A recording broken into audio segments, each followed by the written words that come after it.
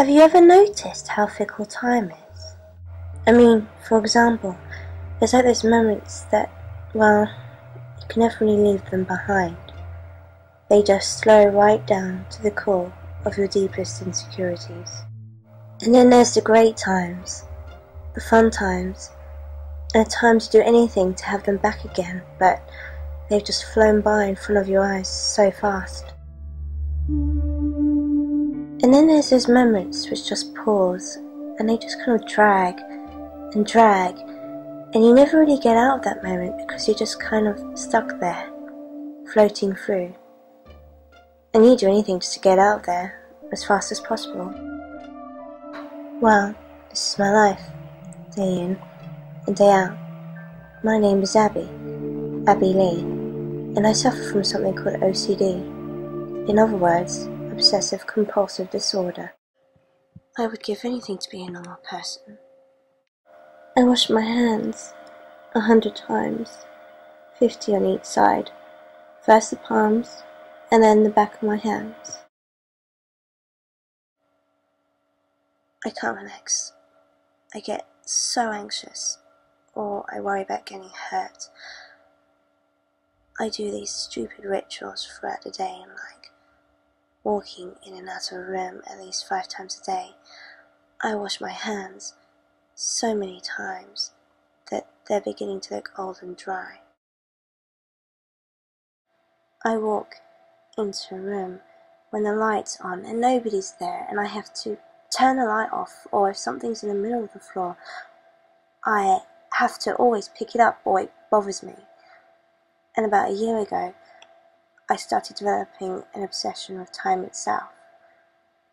I mean, you know that saying, till the dawn of time. It just really started bothering me because time is never ending.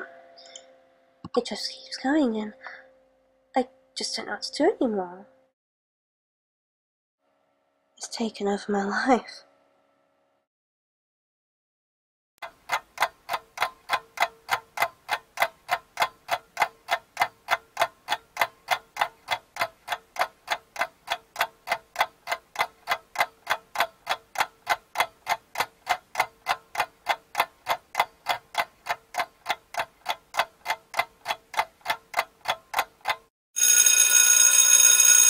Why are we waiting?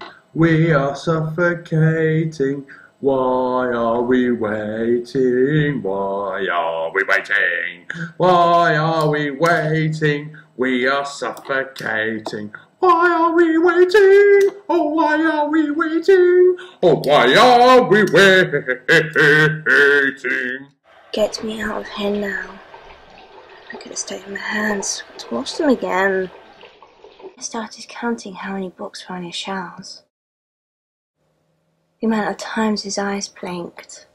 I couldn't help but focusing on his mouth, and the way he spoke in such a calm and orderly manner, breathing in through his diaphragm and out through his mouth.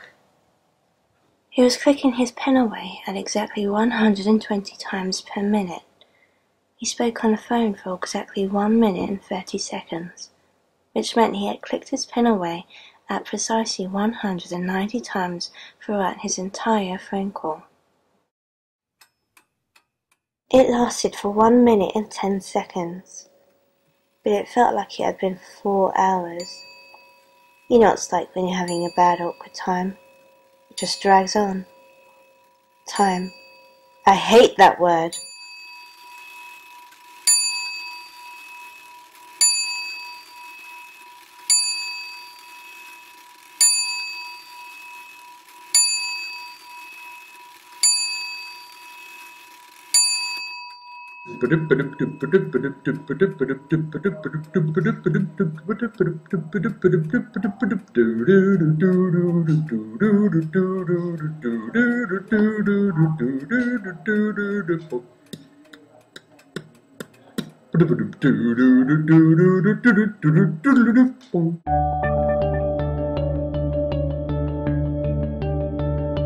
Abby, I want you to feel comfortable in my presence.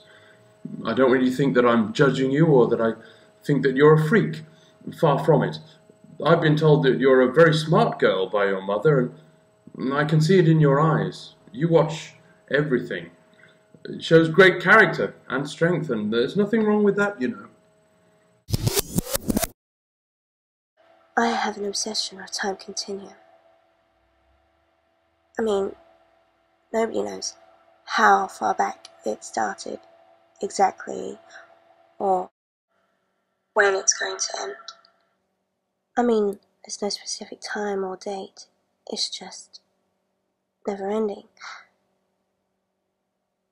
So I have to do these certain rituals throughout the day so I can cope.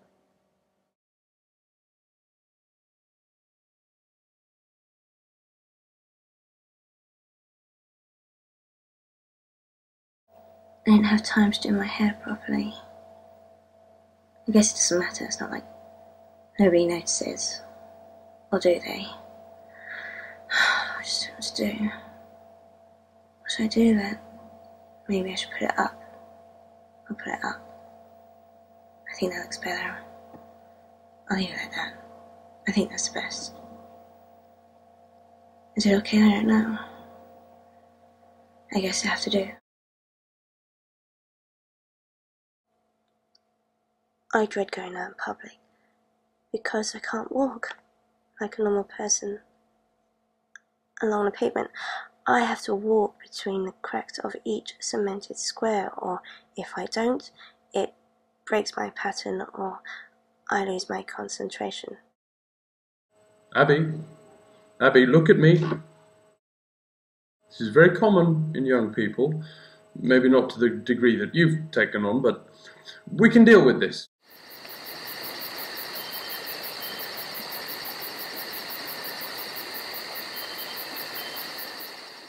Look at them, swimming around freely, and without a care in the world. You're all growing up into young adults and beginning to face the day-to-day problems that come to do with being a grown-up. For example, the fear that one day you might lose both of your parents and be left utterly alone. But I can guarantee, Abby, that will never happen to you.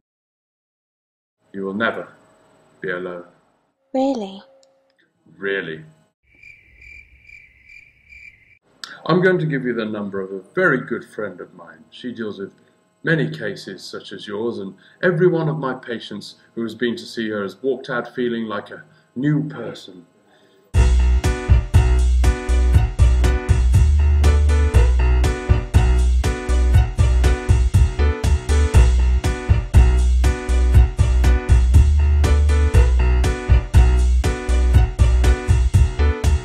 Her name is Angela.